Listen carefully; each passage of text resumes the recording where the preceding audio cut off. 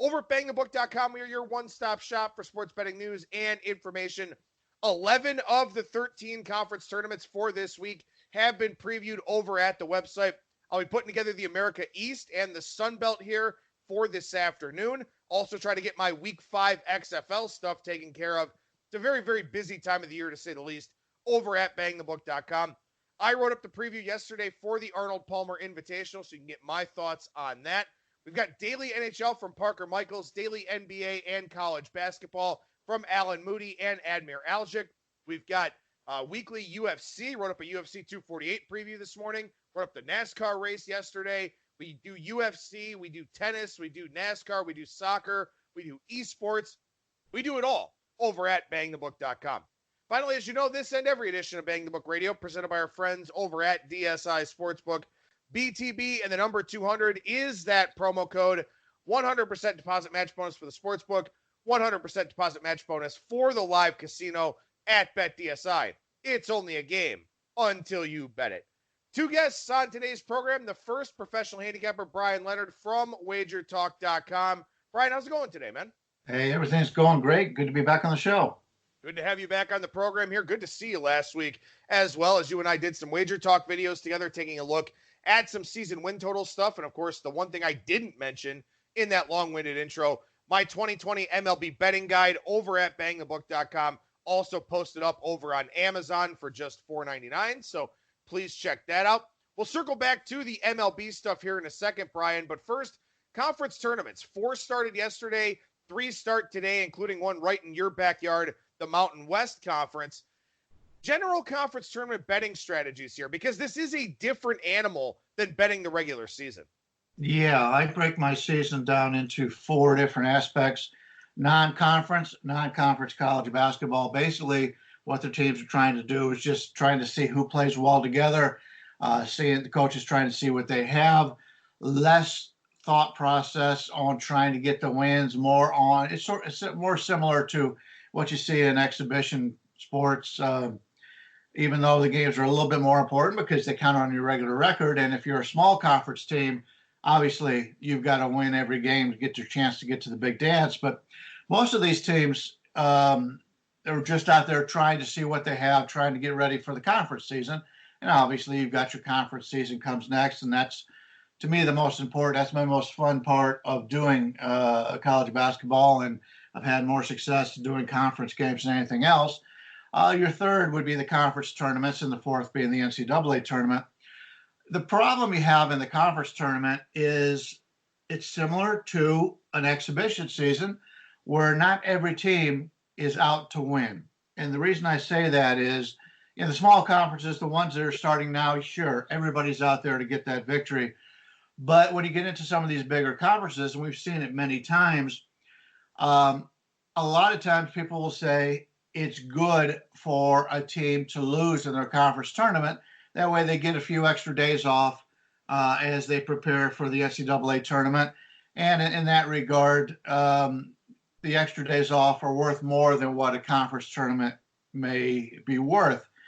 You see that a lot in the bigger conferences, the Big Ten, the ACC, those kind of SEC, that kind of thing. But these conferences we're talking about right now, for the most part, are the smaller conferences right now. So you know what you're going to get out of everybody going into the tournament. One of the things I like to look at is I get the Blue Ribbon Sportsbook, college basketball yearbook every year. It's an excellent source for preparing for college sports, college basketball. I like to go through and see how these teams are expected to do. And I'm just going through the preseason top 25. They've got Florida 5. My ratings right now have Florida 35. North Carolina 12. Obviously, North Carolina's best player was missing for most of the season. That's a team I'll be looking to play on in the conference tournament because to be able to be ranked 12th in the country, they have a lot of talent on that team. And that may be something where I think North Carolina may be a play on. And then you have Tennessee, who is 23rd ranked coming into the season. They're about 50th in my rankings. They played a real nice game yesterday and a nice comeback against Kentucky. But those are the type of teams I like to take a look at. And then you can go through the individual tournaments and see who is expected to do well and find out why they haven't done well. Is it because they've had guys that didn't make grades? Is it because guys that were suspended? Is it because guys that were hurt? If a team is ranked highly by their own sports writers coming into the season, chances are they got a pretty good team and a pretty good bunch of guys that could get on a nice run. So I take a look at something like that when I'm looking at these, and it's their last chance. If is one of those teams that just did not play especially well in conference action, and they're only going to get a one bid league, those are the teams I like to back when I take a look at these conference tournaments, because it's a last ditch effort. And I think there's some value on those type of teams. Yeah, I think that makes a lot of sense. Again, teams that did really underachieve, a lot of times too, those are programs that typically have good head coaches or a reputation for success, something like that. And as a general rule, coaching matters a lot in these conference tournaments, because the better coaches, the guys with the reputations, the guys with all the accolades and banners, they know how to have their teams ready for the month of March. Furthermore, with the quick turnaround, you've got less than 24 hours in a lot of cases before you play your next game. Coaching differences matter. Guys that just see the game better than others, guys that game plan better than others, have that built-in advantage, because both teams with that quick turnaround, you sort of want to side up with the better coaches a little bit. But you mentioned, teams that had expectations coming into the season that have fallen short of them. That's why a lot of people are kind of flocking towards Utah State in the Mountain West Conference tournament, because this is the team that was supposed to win this league. This is the team that was supposed to be the best team in this conference. And as we all know, it's been San Diego State. And for San Diego State, they get that loss to UNLV and everyone says, okay, that's a good thing they lost a game. They don't need to win this conference tournament. Utah State is one of, the last 4 or the last 8 teams in, something like that. But they want to remove all doubt, because you don't know how many bid stealers you're going to get. Utah State, the max motivated team in this Mountain West Conference tournament. To me, I think San Diego State wants revenge for that loss to UNLV. I think that's what they're worried about in that potential semifinals game. I don't know if they're so much worried about winning this conference tournament. So going the direction of Utah State makes sense. And if you look hard enough, you're going to find more of those situations across the country here, with 32 opportunities in these conference tournaments. Yeah, you mentioned Utah State. My ratings have them about 37th. They came into the season ranked 15th. So that's from the preseason guide for the Blue Ribbon. So, that's a team who has underperformed. And those are the kind of teams that we like to take a look at. Another thing I take a look at for these tournaments, and a lot of people say it's not easy to beat a team for the third straight time. Well, that's a falsehood, because when you go back and look, if a team has won the first 2 games and they're playing a team for the third time, they're actually pretty good in that third time. And a lot of it has to do with just how teams match up. And one of the things I take a look at when I go back and look at how these teams played before is how the team shot from 3-point range. And you can compare that to how the teams are on the entire season. And you could find some teams that maybe just shot against this defense, shot very well from 3, and that's why they won, as opposed to them being not a very good 3-point shooting team, or the opposition's very good at stopping the 3-pointers. So you get a lot of false negatives, as they would say, on something like that when you're looking at how a team did. So not only look at how the teams did against each other earlier, but see how the game played out. Was it a situation where maybe your best player got in foul trouble early? You can always check all the box scores and look into that. And that gives you some edges that goes a little bit deeper than what most people do come these conference tournaments. I'm trying to find it, because I know I saw a straight up record about, not being able to beat a team 3 times, or how difficult it is, this and that. Straight up, actually, it's quite easy. In fact, I want to say, don't quote me on this, I want to say it's like 65-70% winning straight up over the last several years. Don't quote me on that, because I can't find it here, trying to find it on the fly. And I will try to find it over the course of the show here and see if I can give you the actual number. But a lot of times a team just matches up better. Maybe they're just a better team in general, but maybe they just match up well, So that's something you do want to take into account, is that you don't just blindly bet it one way or the other, but like you said, find out why that team has won the first 2 games. Did they just shoot a lot better? Did they force a lot of turnovers? Something like that. A lot of good things to keep in mind. One last thing here, Brian, that I think is very, very interesting. from a market standpoint, a lot of times we get overnight lines and those come out 2, 3, 4, 5 o'clock, whatever the case may be. But here with the back-to-backs, we get really late postings. We almost get day of the game postings on a lot of these games here because they are back-to-back situations. And a lot of times we see quick line movement. So what do you do in that respect? I mean, are you trying to get out there, grab these openers, grab that line value, or do you kind of want to let the market settle in a little bit and make sure that you've got all of your personal ducks in a row? Yeah, for my own personal betting, a lot of times I will do the overnights, lower limits, but at least you're getting the better line. But since we sell selections to clients, I want to make sure my clients are able to get those numbers. So I'm pretty much forced from what I do to release my plays day of, and I think it's better off. You don't want to release something at -3, and then all of a sudden it opens up the very next morning at -5, and then you got a lot of upset customers, even if it does win, because I didn't play it because it was 2 points off and that kind of thing. So it's something that you always have to take a look at when you're doing these things for the second day. And keep in mind, a lot of people will look at something and they'll say, okay, especially when you've got so many buys going on for these tournaments, the top team's getting a buy. I saw some conference, the top 2 teams got like a triple buy to start the tournament. Just because a team played the night before does not mean they're at a huge disadvantage. Number one, they're not traveling. Number two, they're shooting on the same court where the other team that they're playing has not played on that court. And just look back a few years ago, I found it funny. Georgia was in a situation where they played 5 straight days. And everybody I know was fading Georgia every single time.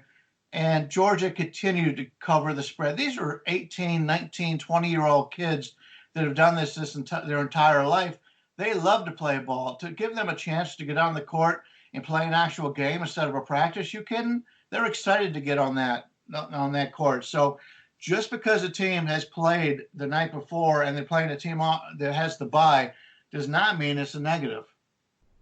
Yeah, and sometimes, too, it may be a positive because you play that first game, you get out there, you've got these expectations, you're a number 1, you're a number 2 seed, you're supposed to win this conference tournament. You've got the pressure, you've got the nerves, you've got that nervous anxiety, that nervous energy. The other team doesn't have that anymore because you know what? They've already played a game. They've already gotten out there, played on this floor, played in this neutral setting, whatever else. Obviously, the fewer games you have to win, the better off you're going to be. But at the same time, if you have had, some sort of layoff, especially a very extended layoff, not playing in 9, 10, 11 days, and all of a sudden you're supposed to cover this big number against somebody, that could be really, really difficult. So I'm not saying that I avoid teams with double buys because it's crazy to, just cross anybody off the list. But I think in some cases it can be a detriment. And it's having the buys is different than like in the NFL when you have a bye because you know who you're going to play. So you're able to practice for them. In these tournament games, until the day before when the game goes final, those teams don't know who they have to play. They have to prepare for 2 teams at one point if they are planning instead of 1. So it's more of an advantage to play these teams that are playing the back-to-back games because they're just out there at that point, and they're not expected to win, as you pointed out. They're out there having fun. For the most part, it's been a disappointing season for them, and they're playing, as they say, with found money. So I see this all the time where people just say, hey, they had to play 2 games in a row or whatever, sometimes 3 in a row. Keep in mind, these are young kids. They're not like us as we get older that have problems getting out of bed and that kind of thing. I remember when I was young, I was excited to play games, and I'm sure they are too. All right, so we transition over to the Major League Baseball side of things here, and we talk about the National League Central Division. Interesting here because you've got the Cardinals and the Cubs kind of co-favorites in some places to win the division. You do see out there 5 dimes Cardinals plus 215, Cubs plus 255. BetOnline's got plus 225 on both of them. The Reds are the 3rd favorite, pretty much across the market here in that 3.25 to 1 range. Brewers around 5 to 1 at some places, and the Pirates with no hope whatsoever for the upcoming 2020 season. Bryan, as far as the NL Central goes, looking first at the division picture, anybody you like? Anybody you want to take a flyer on to win the division here? Yeah, I haven't been overly impressed. St. Louis's problem is they've got too many good outfielders, and I can't understand why they couldn't come up with a trade to the Cleveland Indians and get something back in return, because that's what the Indians need. The Indians got a ton of outfielders, but they've only got one or two that are any good. I'm surprised St. Louis hasn't made a trade of some of those outfielders to try to better themselves for the rest of the team. I'm not going to write off St. Louis because every year it's a team that is a quality organization and continues to play well, but I'm not overly impressed with what they did in the offseason. Milwaukee is another team who, to me, is on the back end of their streak. They just went out and paid Yelich $200 million yesterday, which is all good. But, if you're a small market club like Milwaukee is, that's going to hamper your team for years. And as much as I like Yelich, it's gonna hurt the teams overall because you're going to have to cut other guys in order to make a payroll that you can afford. The Cubs are a team that had, last year, if you remember, was it Fangraphs? One of them came out and said that the Cubs were going to win 80 games, and everybody thought they were crazy. But I believe we both agreed on that, and we both had the Cubs under seasonal wins last year, and they end up winning 84, and we cashed that ticket. The Cubs are one of those teams that are so dependent on guys having really good seasons. I don't know if I want to back them. You mentioned Pittsburgh, a team that right now looks like they could struggle for the worst record in baseball this year. But the Cincinnati Reds are a team that I really like. I jumped on them last year. I was a year too early. I was wrong last year. I hope to get my money back on them this year. The Reds are a team that did a lot in the offseason. They've brought in some guys that I think are really going to help. Bauer's coming back for a full season there after the way he left Cleveland. We talked about that in the past where it was a shock to him, and he's one of those guys that's a little bit strange personality. He likes to be comfortable around his teammates, and he wasn't last year. I expect a big year out of Bauer. So I think the Reds, at the current price, are the best way to go in this division. Yeah, I completely agree. I mean, to me, I've got my way of approaching this is I'm betting both the Cubs and the Reds to win the division because I don't think the Cardinals can do it. I don't think the Brewers can do it, and the Pirates obviously aren't going to do it. So I think here, if I, kind of take a little bit of a price with both the Cubs and the Reds, I do like the Reds a little bit more. I think the Cubs have a higher floor and the Reds have the higher ceiling. So I think either one of these two teams winds up winning this division. And like I've talked about with the Cubs, I mean, last year, 84-78, yeah, it looks pretty bad, but they went 2-10 in their last 12 games, which really does skew the narrative about this team, especially because they didn't do anything over the offseason. And there is that, when you look at this division, the only team that got substantially better in the offseason is the Cincinnati Reds. And that was already a team that remarkably underachieved last season. I mean, going into like mid-September, they had a positive run differential, and they were like 10 games under 500. That was a team that deserved a much, much better fate last year. I know you and I are both on them. I played their season win total over already. I did play the Cardinals season win total under. On the fence about the Cubs, I'm worried about their starting pitching depth, but it does feel like we're kind of reaching a time of torch passing here with the Reds getting better, getting smarter, all in with analytics. People know I love teams like that.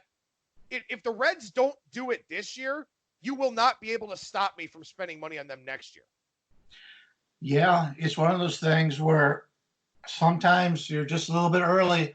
I talked about that a couple of years ago with the Atlanta Braves. I really like the moves the Braves have made over the last few years, and it's a team that I think is going to be very good for a long time. And they've still got a lot of guys. They talk about their, and it's not the same division we're talking about, but that's a team that I was a little bit early on in the past, and it ended up, they're really good. And it's not bad. I'd rather be early on something than be late. And that's what we're doing. We're taking educated guesses on these teams. That's basically what we do for a living. And the Reds are one of those teams that I think it's all come together this year. And they're in a division with a Milwaukee team who's been a nice winner the last few years. St. Louis, a team who has had a tradition of winning, is one of the strongest programs in the Major League Baseball, and the Cubs, who were a fan favorite team that won the World Series just a few years ago. So the Reds are a little under the radar, even though they made these off-season acquisitions. That's the advantage we have with them being in this division, is a lot of people aren't talking about the Reds. So it's the advantage to us. Now, I want to ask you about the two bottom feeders, at least the expected two bottom feeders here. And to call Milwaukee a bottom feeder is pretty disingenuous, because this is still a team that should be pretty good. Their season win total under 83.5 out there at BetOnline. When I saw this one entering the Westgate season win total pool, it was actually 81.5. And I sat there and agonized over it for quite some time, because that's a low number to me. With a Brewers team that's very, very smart, very, very invested in analytics. They are very top-heavy, though. Keston Hiura's very good. Christian Yelich is an MVP candidate. You've got Brandon Woodruff, who's very good. And then Josh Hader, who's one of the best relief pitchers in Major League Baseball. The supporting cast is what's concerning for me. With the Brewers here, with some negative sentiment about them, with their season win total coming down, with them now the fourth choice to win the division, how are you kind of approaching Milwaukee here going into the year? Yeah, you've got a lot of these teams that could, if they stay healthy, they could win the World Series. If they don't stay healthy, they're going to miss the playoffs. And I take a look at, the team as a whole. Shortstop, they're bringing Urias from San Diego. He's the guy expected to get the majority of plays at shortstop, but yet he hasn't done well in his short time in Major League Baseball. And that's not going to say he can't, but he hasn't proven it yet. Third base, looks like a combination of Holt, Jerko, and Sogard. None of them are starters to me in Major League Baseball. Center field, Kane's getting a little bit older. He's a guy who depends on his legs. And we've seen this many times, where a guy who is expected to steal a lot of bases, and especially if you're playing center field, your legs are so important. And as he gets older, that's a concern. And then in right field, they brought in Garcia, who has had injury problems his entire career. When he's in the game, he's a hell of a ball player, but he has a hard time staying healthy. And you talked about the pitching staff. Woodruff Lindblom's is a guy who come over from the foreign countries, so he's back in Major League Baseball, and he could have some success. But too many questions for me in that regard. They've got the talent, and it would not surprise me if they're healthy that they're a playoff team. But so many things. You talked about the ceiling and the floor. Ceiling's very high, but the floor could be very low on this team. A team that doesn't really have much of a ceiling and actually has a pretty low floor as well is the Pittsburgh Pirates. Their season win total now in the 69.5 range. And quite frankly, a lot of smart people that I respect think it should be even lower than that. They've already battled some injuries here in spring training as well. They don't have a lot of depth. They don't have Jameson Taillon. He's out for probably most of the year, if not all of the year, coming back from Tommy John surgery. Chris Archer just hasn't been what they expected. Austin Meadows was very good for the Rays last year. It feels like that trade is just kind of had a negative impact on the organization as a whole. They fired the team president, fired the GM. You get Felipe Vasquez going to prison for being a piece of shit last year. A lot of bad things going on here for the Pirates right now. But that being said, Brian, you're an underdog bettor early in the year for Major League Baseball, and really throughout most of the year, if you can be. Are the Pirates a team you're looking for spot plays on, or are you just staying far, far away from this team? I don't stay away from anybody when it comes to being an underdog. My concern with the Pirates, not only do they probably only have one, maybe two guys that are starting for them that would start for an average team. The problem is they're dealing with a lot of unknowns. Reynolds last year was just a tremendous surprise playing left field for them, but he's only got the 1 year in Major League Baseball. Dyson, another center fielder with his legs are going. Concerns there. Polanco in right field is a guy who, when he plays, he's a decent ball player, but he's been hurt so often. And, it's other than Bell at first base, this is a team from an offensive standpoint that he's proven, but what else has been proven on this team? And And you mentioned the starters. Archer's one of those guys that I've heard good things about Archer this year, but he's been a guy I've tried to avoid the last few years. I don't want to bet on. And Musgrove, I'm hearing glowing things about Musgrove, but still, is good enough where you could trust him in these situations? Cole's coming back. He's coming back from injury. So they've got some guys, Brault, same way, that are decent players in the starting rotation. But is there a number one on this team? Is there a number two on this team? And that's the problem you have when you're playing in a division where all the other teams have better pitching staffs, better hitters, and from a standpoint of the organization, other than maybe Milwaukee doesn't have that, but in Cincinnati, but St. Louis and Chicago have had better organizations. So I'm not going to avoid playing Pittsburgh. If the number says to play Pittsburgh, I will.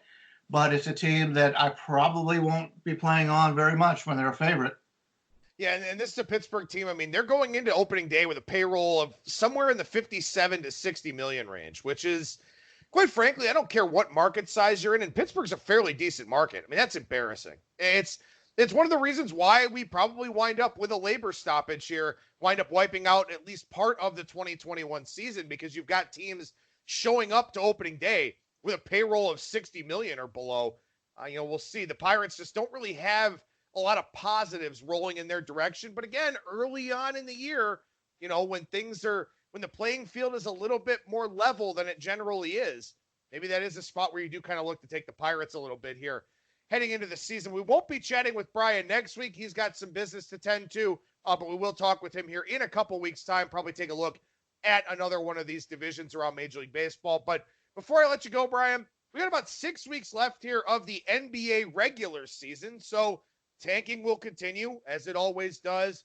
Bad teams will maybe have certain spots where we want to play on them, but for the most part, we'll try to stay away. Teams trying to improve their playoff seedings, teams trying to get to benchmarks in terms of wins, stuff like that. We're looking to play on them. Anything new you've kind of picked up on here in the NBA over the last week or two? Not really. Cleveland's starting to play with a little bit more heart now that the coaching change has come about. They've got three big men they can count on. They really haven't had all three of them in the game at the same time or playing the same day. They kind of like rested them with Thompson and Love and the new center that got over from Detroit. So it's going to be interesting how they play. But once again, that's a team that when they play a team that's better than them, the other team is basically overlooking them. And Cleveland's really good in that situation. It'll be interesting what happens today, though. They're back home. They're playing Boston, who lost the game in overtime yesterday to Brooklyn in a game that they had in hand. And from what I could see, Boston's five best players either will not play or will play limited minutes today. And yet Boston's still a road favorite here.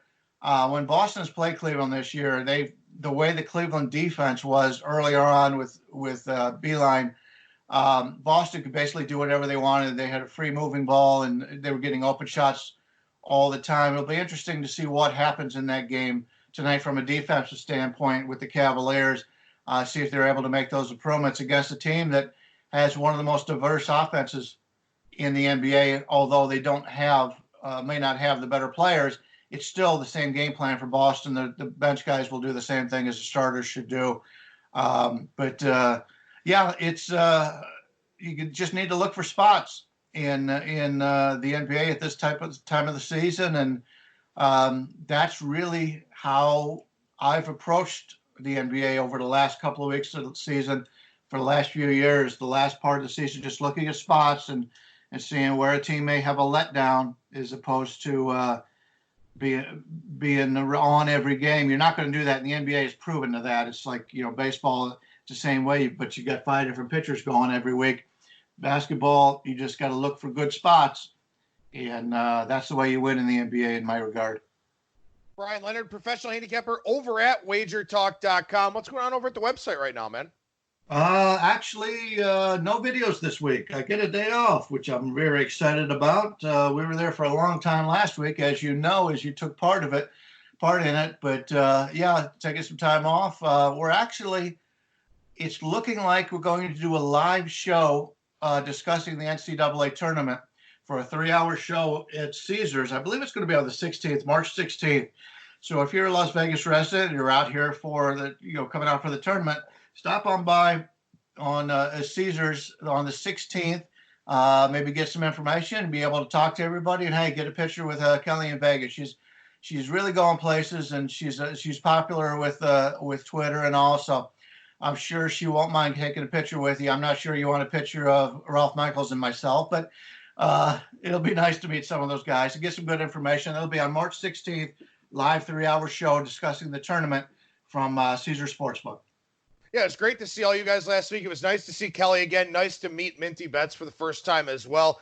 You can check out videos with Bryan and I over on wagertalk.com, as well as over on their YouTube page. Bryan and I did, I think we did 3 season win totals together, spring training, and then a video about ERA, FIP, and XFIP as well. So good stuff with Bryan and I there to check out. Good stuff here on today's edition of Bang the Book Radio as well. Bryan, always a pleasure, man. Thank you so much for joining me, and we'll talk to you again in a couple weeks' time here. Hey, I appreciate it, and good luck to everyone.